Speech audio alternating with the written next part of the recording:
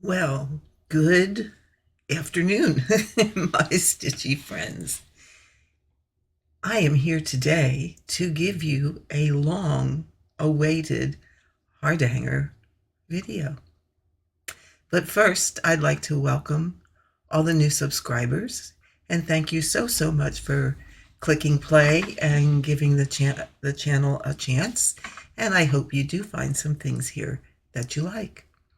And to all my returning subscribers, thank you ever so much. Was thinking today, it is about time I do a Hardanger video.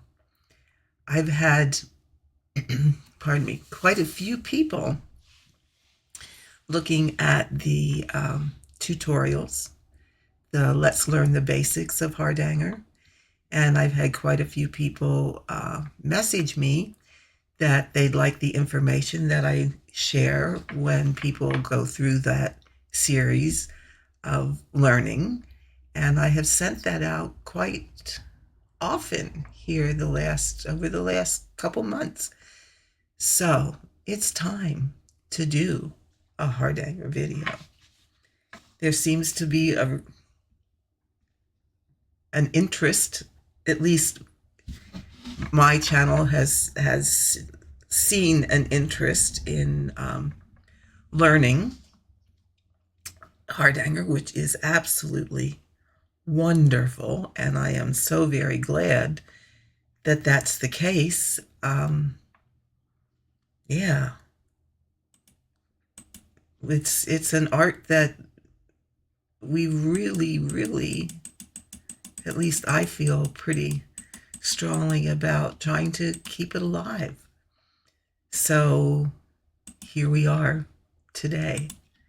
Now, I got you zoomed in a little bit closer so that you can see, and probably I shouldn't have done that quite yet, but what I'm working on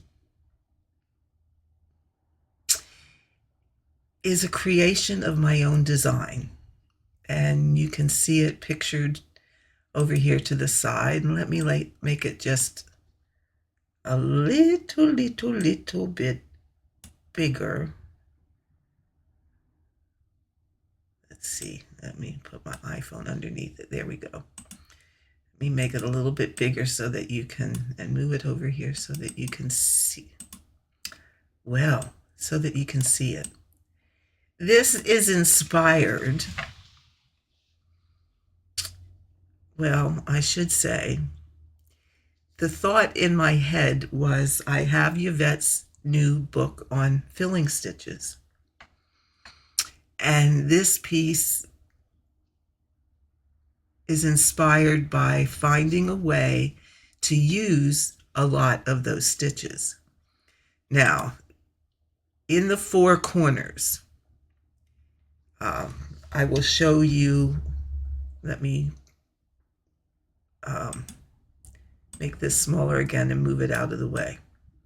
So in the four corners, you will see, or what is going to happen is an area such as this.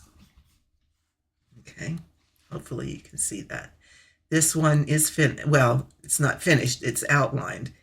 And what will happen is this will get cut, it will get wrapped bars, and it will also get laid threads to make a design. And the design is not going to be your typical Hardanger piece. The design is going to be what they call, and I hope I'm saying it correctly, reticella. So let me pull this book here quick. And let me see if I can find a nice picture. Okay, it's going to be that. Now, it won't be this particular motif, but it's going to be on the order of these kinds of filling stitches. There was one, I have my scientific goggles on here, so I'm making it a little hard on myself to see.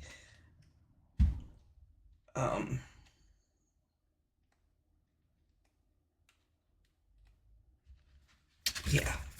Of course, when you want to find something, you can't. You just can't.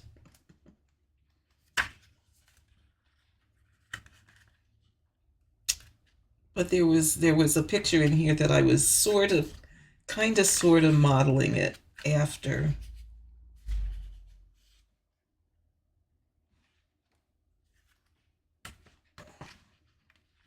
I think this is probably the closest I'm going to find.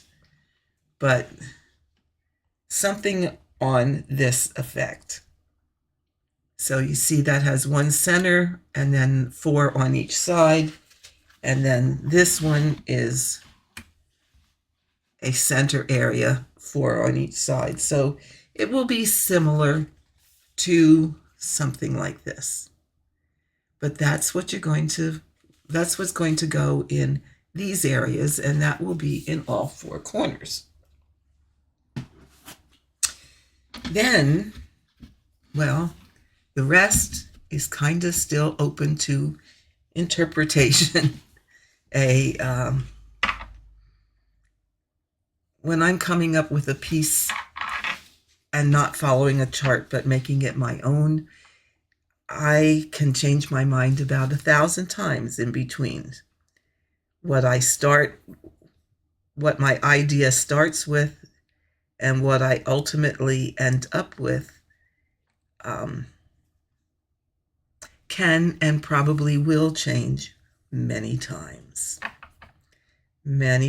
But now I will say the work in the 4 corners that you see there, that's pretty much set in stone. That will be done in that manner because I definitely wanted to incorporate that in this piece. So I am making the diamond now for the second. Okay, we did the first one. I have the first corner done. And now I am working on, it's hard to get in here. Okay, there's the point, and then here's the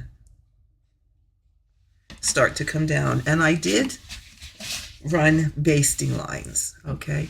This basting line is going to help me and save me a lot of counting because it should work out that the cluster block at the peak of this diamond should straddle this basting line. So then I know when I get to there, it's time to go back up the other side. So, I was not, for all the years I did Hardanger prior to this, I was not a big, put basting lines in. I just didn't do it. It wasn't necessarily, well, I was self-taught, so I really didn't have a lot of guidance. And then the mentor that I had, we really didn't talk much about putting those kinds of lines in.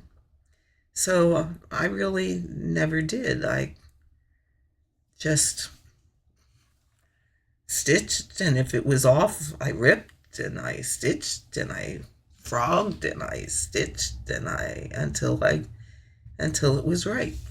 It was just how I did. But, as we all get older, get wiser, learn more things from other people, learn more things just by virtue of experimenting with what we like and what we don't like, I have since come to the conclusion that some basting lines here and there can make your life a lot easier.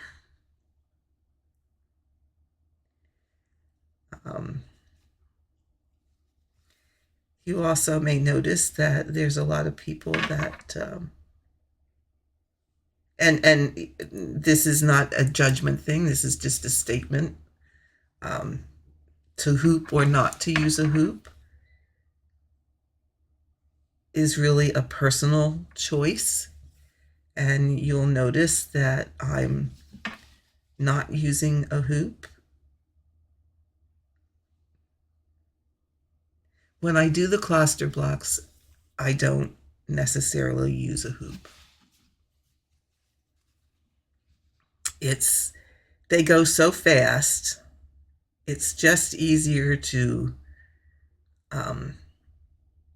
hold it in your hand, go with the flow, and keep moving along.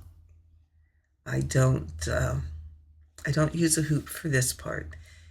You know, you can, and for me, historically, I would spend more time moving the hoop than I did actually getting stitching done. So this part I stitch in hand. Now, you know the really ironic thing here. I do not have a problem stitching my Hardanger in hand.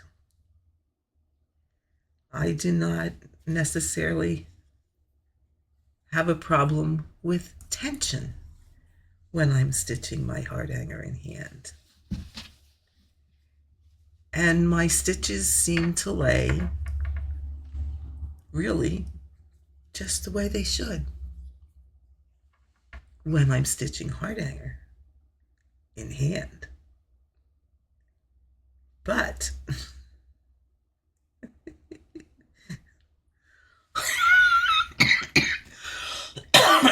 pardon me, I'm still getting over this crazy cough. But give me a piece of cross stitch.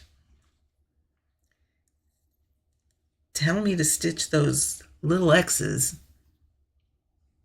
in hand without a hoop. And do you think I can get those puppies to lay even and keep my tension even? Yeah, not so much. Why is that?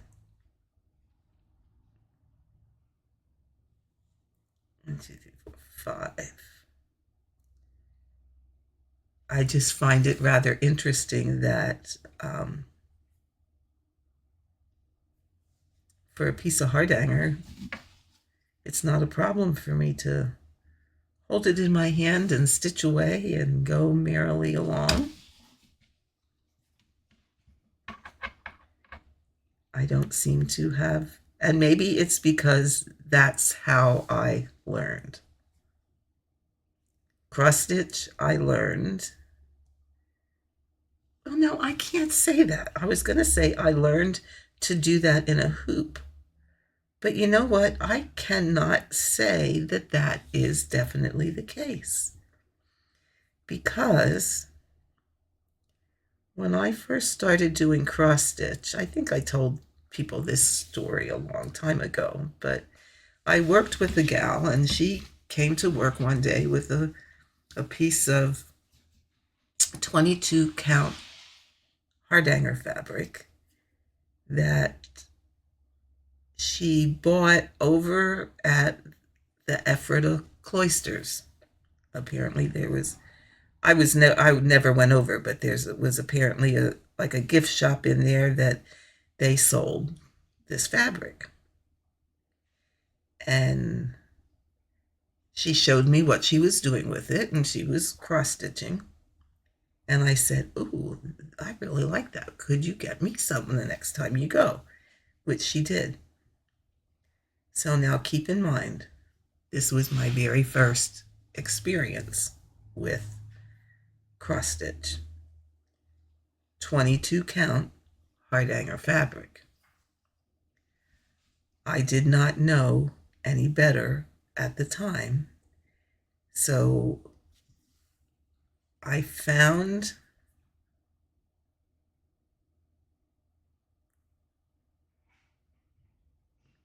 I think it was a Good Housekeeping magazine.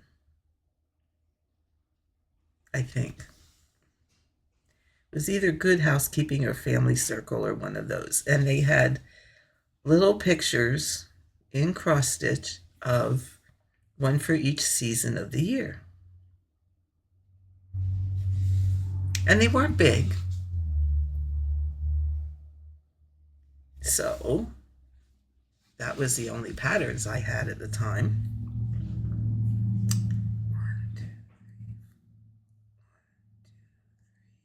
Yeah, I did do too many there. Hold the phone.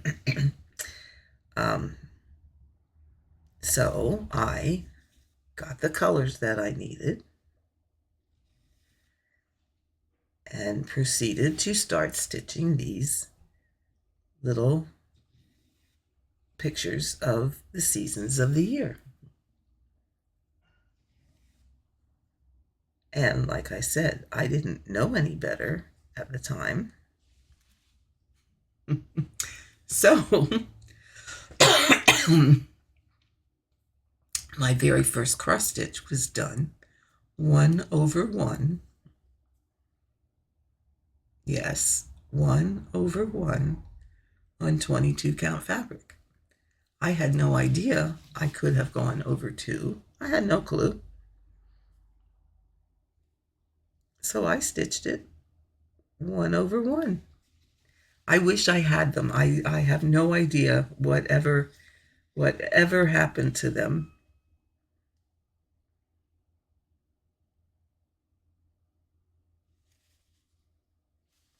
I do here.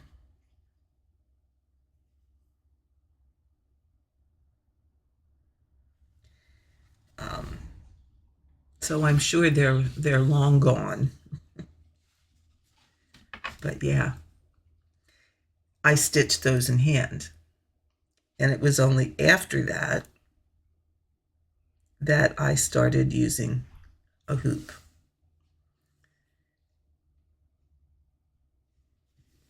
But I had no idea when I started experimenting with Hardanger that you could use a hoop. So I, of course, did that all in hand, and the books that I had that showed you how to do it said nothing about, at that time, said nothing about using a hoop, so in hand it was. And really, like I said, to use a hoop,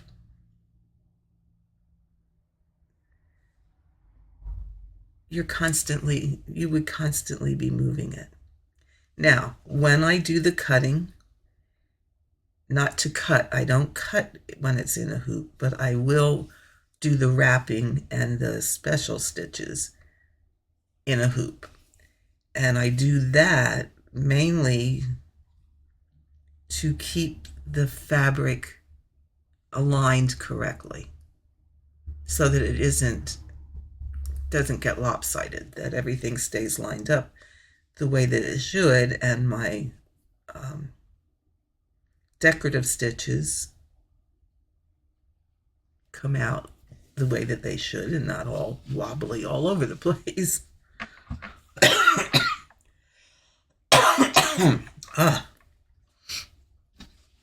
Yes, I was sick. That's why I wasn't doing videos for a little bit. And this cough just wants to hang on and hang on and hang on.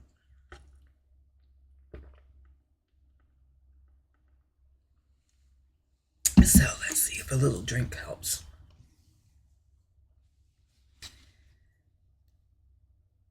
So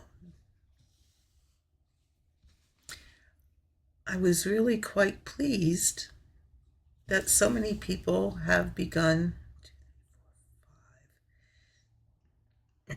showing an interest in learning some Hardanger. And it was, I had this really, really nice email from a woman who, and I apologize, you're probably watching this, and I honestly totally forget your name, and I apologize for that. But the letter I got was just, well, it was very touching. She lost her mother, and in the process of going through things, she found some pieces of Hardanger that her mother had made. And of course, like all us crafty mothers, we want to teach our kids how to do these things. And Mom wanted to teach her how to do Hardanger. And at the time, as most children of that age are not at all interested. Heck, my daughter is just turned 41 and she's still not interested. But it just so happened that she found these pieces and wished she would have learned. So she was watching my videos,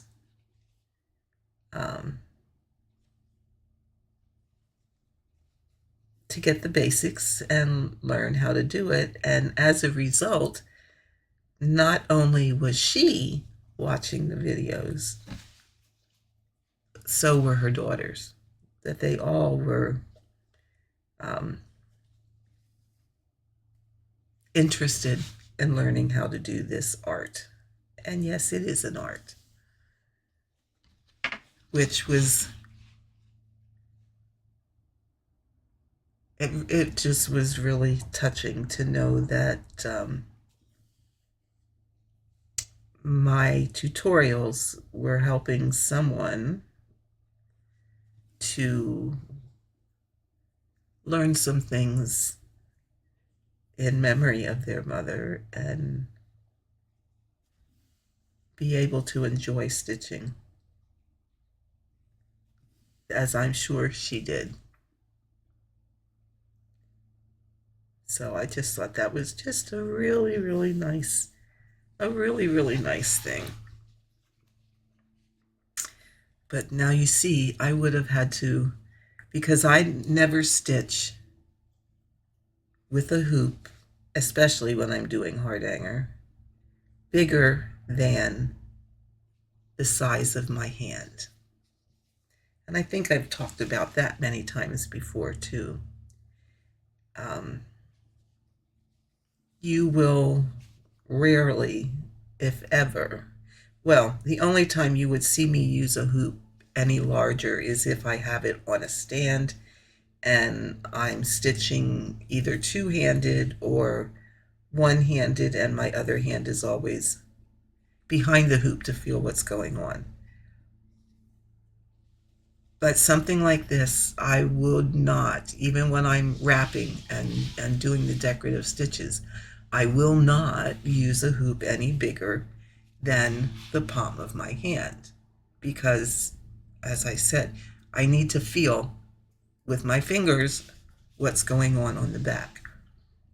Just like when you're stitching in hand, my fingers are telling me what's going on the back. And obviously, with Hardanger, you don't want any knots on the front or the back. You want to be able to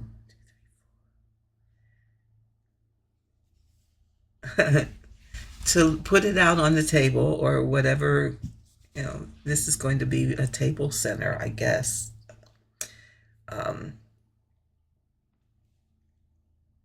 And accidentally put it upside down and not know the difference.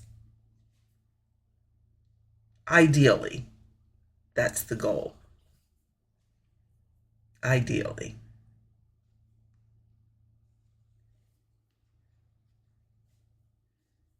In fact, I have one that I did many years ago that if we move it, like to use that table for dinner if we're having company or something, and my husband will put it back on the table, he invariably puts it upside down.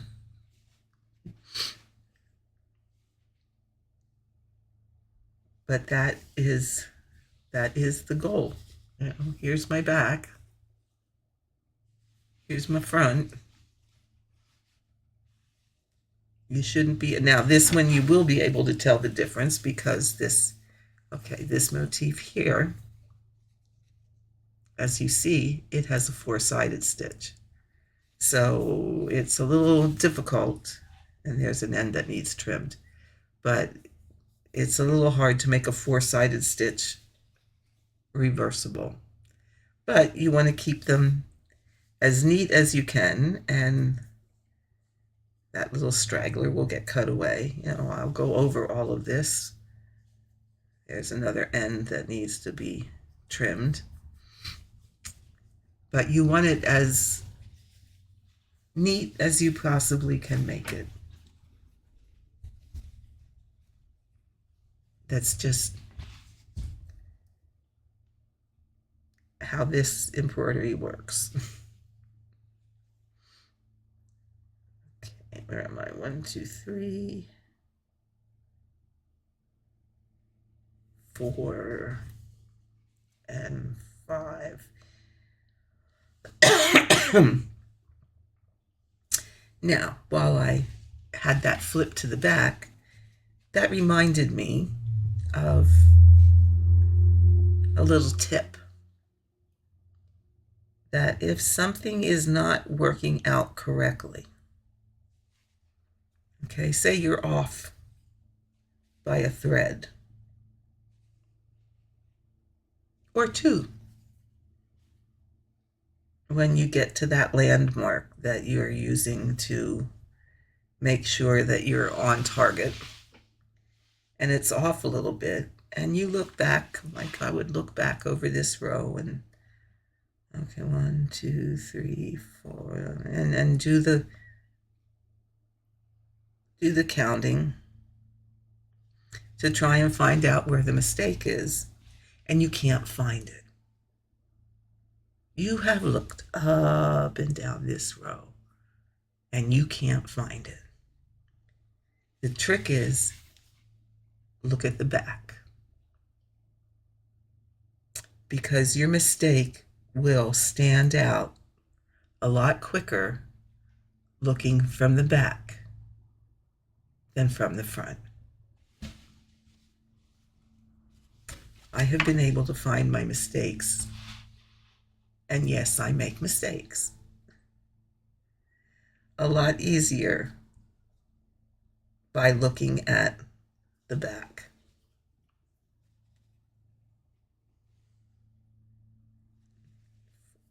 And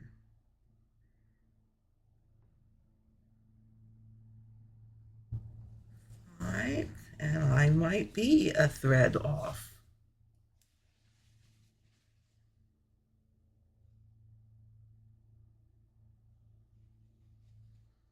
Well, there I'm okay, because there I'm on the line. And there I'm on the line. So we're okay there.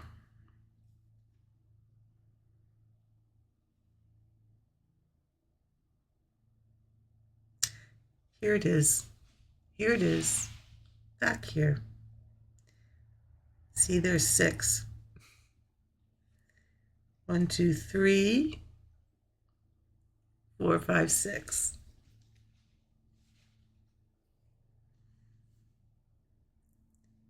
Now,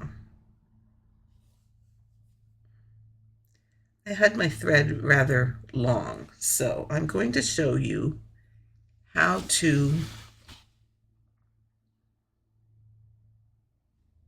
that's the one that's wrong, okay. I'm going to show you how to quickly remove your error of your ways. Take your little scissors and be careful when you do this. But I'm going to do it because I really got a little excessive with my length of thread, and things are starting to look a little funky, and I don't like that, so I'm going to do this. I take my scissors and I am going to go underneath the block, okay? And I'm going to make sure I don't have the fabric, and I can tell I don't have the fabric because I can move my scissors and it's not getting caught. And I am going to snip. Just snip it right off. And then I'm going to cut this one the same way. Okay, see, I can move my scissors. They're not getting stuck in the fabric, and I'm going to snip. See that?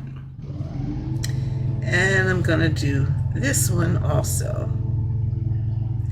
And now my husband's on this side of the house mowing. Okay, and I'm going to snip that. Now, this is the one that's wrong. So I'm going to unpick this one and unpick this one. That will give me enough thread to end my thread. But in the meantime, I'm going to take my needle. I'm going to flip this to the wrong side. And those 3 blocks that I just cut, I'm going to go 1, 2, 3.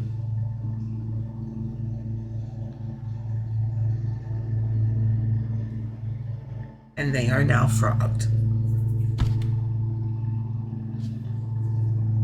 Imagine that. Then I'm going to come back over here. Oh, there's a stray. And I'm going to just unpick this.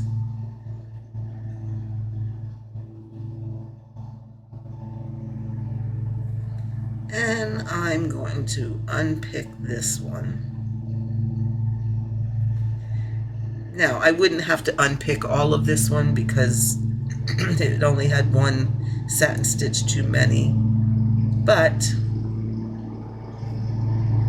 I want enough thread because, pardon the mower sound,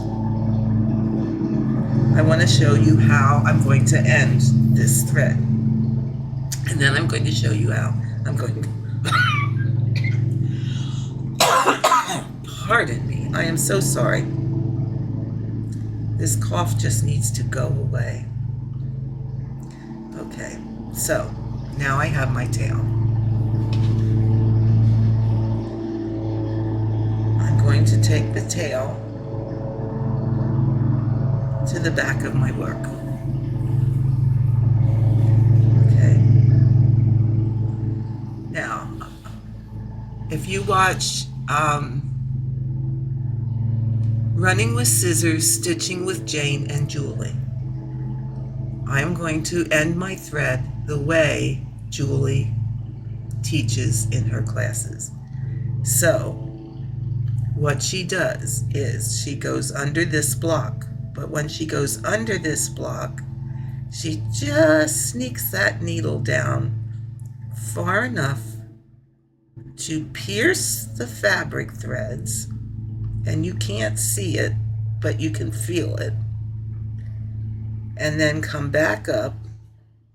And before you do anything, go to the front and see that your needle is not showing. So you can't see my needle on the front. But I know that I pierced things because it's a little pulled together. Okay. So then I'm going to pull it through. And then, just to make it extra secure, I'm going to go over the end satin stitch, go through one more time, and do that yet one more time back at this one, and then I am going to snip it off close. Now, Julie assured me that she has been doing this for 20 plus years, and has yet to have anything come apart. So I am experimenting with this piece on how well that works. And you see, you can't see it. Oops, you can't see it on the front either. So you're hiding it and you're hiding it. So that's how I'm ending threads on this piece. Now I will show you how I'm starting them. As soon as I find the end of my pearl cotton. There it is. Sometimes it wants to hide. Now, how I thread my needle is I lay it over my finger. I hold it tight. I take the eye of the needle, I lay it on top. And then I just roll and push. Now you see this isn't going through very well. So what that means is I need to flip my needle over to the other side. Needles have a wider side and a narrow side because of the way the eye is punched. So now if I have the wider side down and I do that same thing,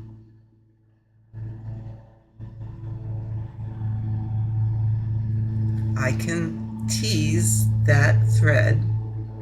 Well, let's do this again. Okay. This needle is just a little bit small for this thread, but I can pop up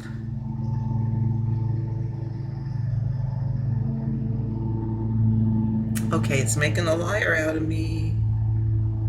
There we go. I can pop it up through there. Like I said, this needle is just a smidge small for size 8 pearl cotton. But let's not get too overzealous with your length of thread here, Karen. Okay, now I need to start my thread. And I know I have taught a lot of you to go on the back and run under 2 blocks, then do that locking stitch and run under a couple more. But again, I'm experimenting with the way Julie starts hers. So what she does is goes down through the fabric a little bit away.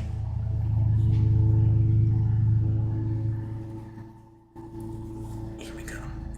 And then on the 3rd thread from where you're going to start and down 1, I'm going to bring my needle up.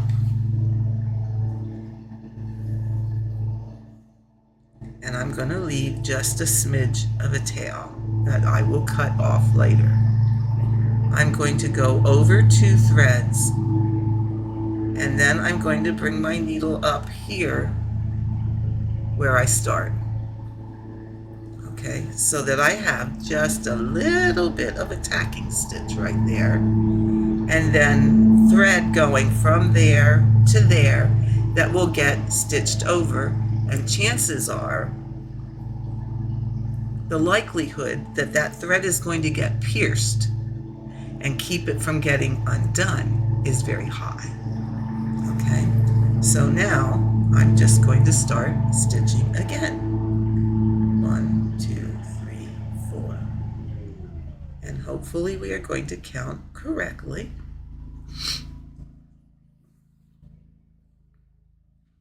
And now I'm going to sneeze.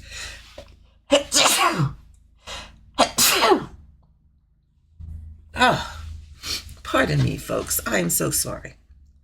I'm not supposed to be sick anymore. Now, here is another thing. When I did my basting lines, and I even forgot about this myself, I basted over 4, under 4, over 4, under 4. Why did I do that?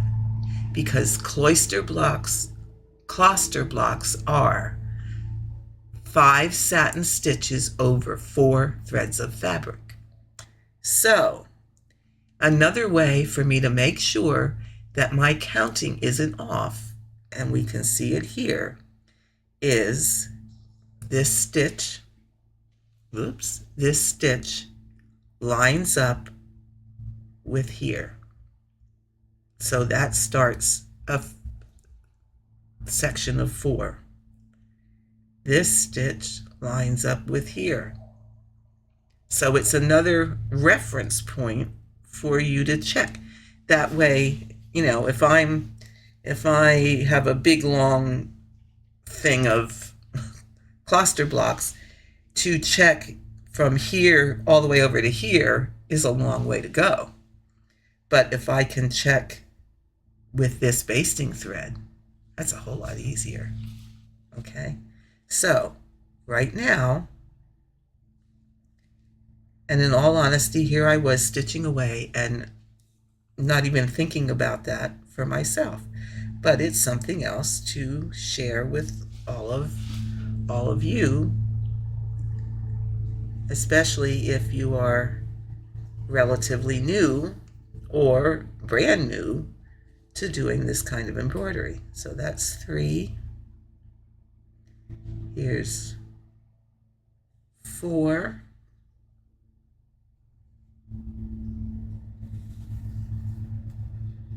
And 5. So 5 is going to come up 4 threads away, and see, 4 threads away matches with our basting thread. So we are on target this time. If I would have looked at that before, I could have avoided the frog. So now I'm going to pull that to the back, and that I will trim away a bit later. Okay, so now we're going to get down here to the center basting line. 1, 2,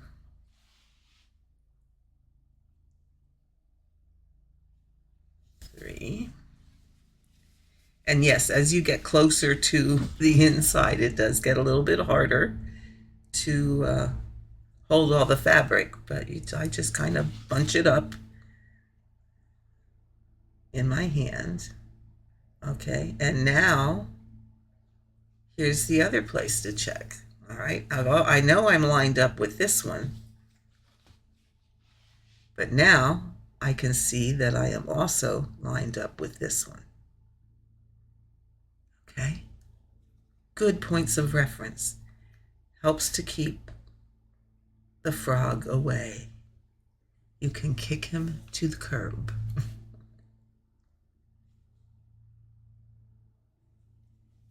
2,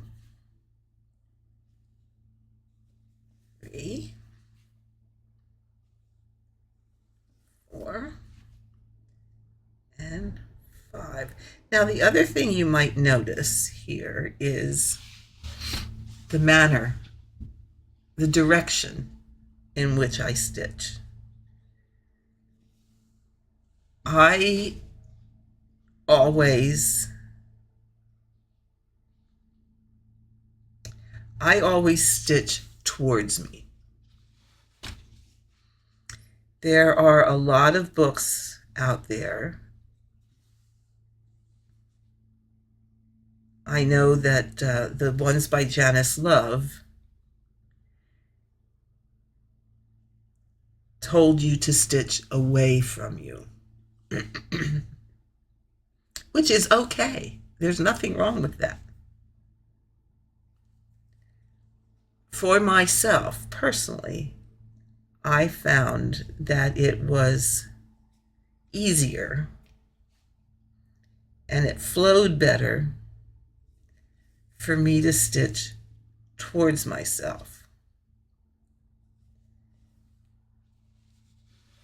What it helped me with is the way to manipulate my needle was more comfortable. Oh, and we're going to be right on the money, because you see, we are 2 threads right before the basting line, which is exactly where we want to be. But I found it more comfortable in the way I manipulate my needle when I'm sewing. Okay, so this direction, okay, that's pretty straightforward. That's just a regular old sewing stitch. 4 and 5.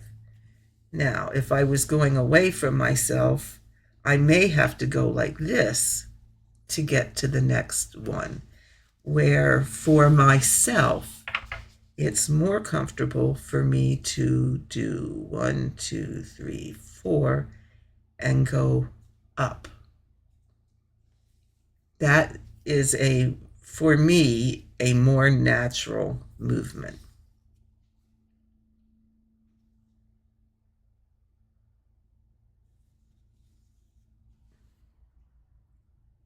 And yes, these red, it's sulky sliver, it will pull right out. It's not getting pierced. So 1, 2, 3, 4. Here's number 5. And with number 5, we are going to change direction and go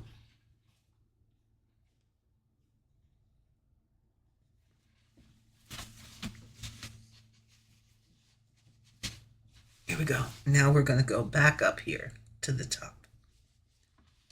Okay. However, there we go. So see, this will also get another line, just like up here. Okay. So I know I should be working on Fred. However, my Hardanger peeps needed a video.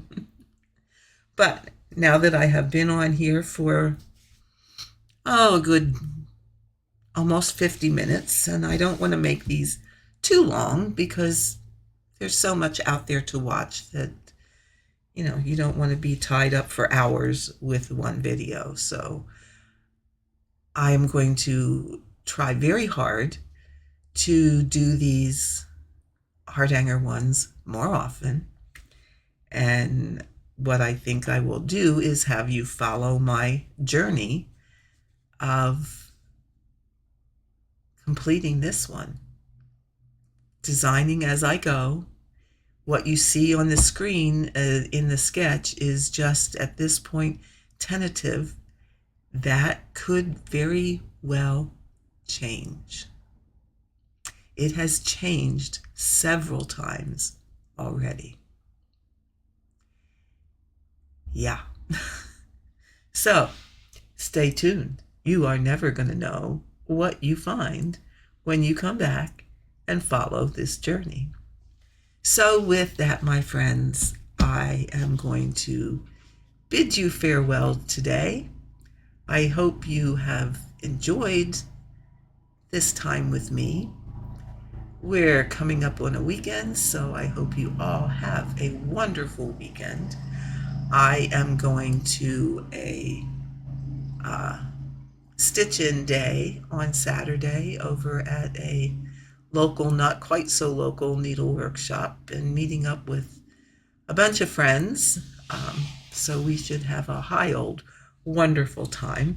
My Hardanger is going to go along with me, as is Fred, because a lot of people want to see Fred. So it should be a fun day. So until next week, my friends, have a great weekend. Happy stitching. Remember, there are no rules. Just do you. And how did you live your dash today? So until next time, have a great weekend. See you then.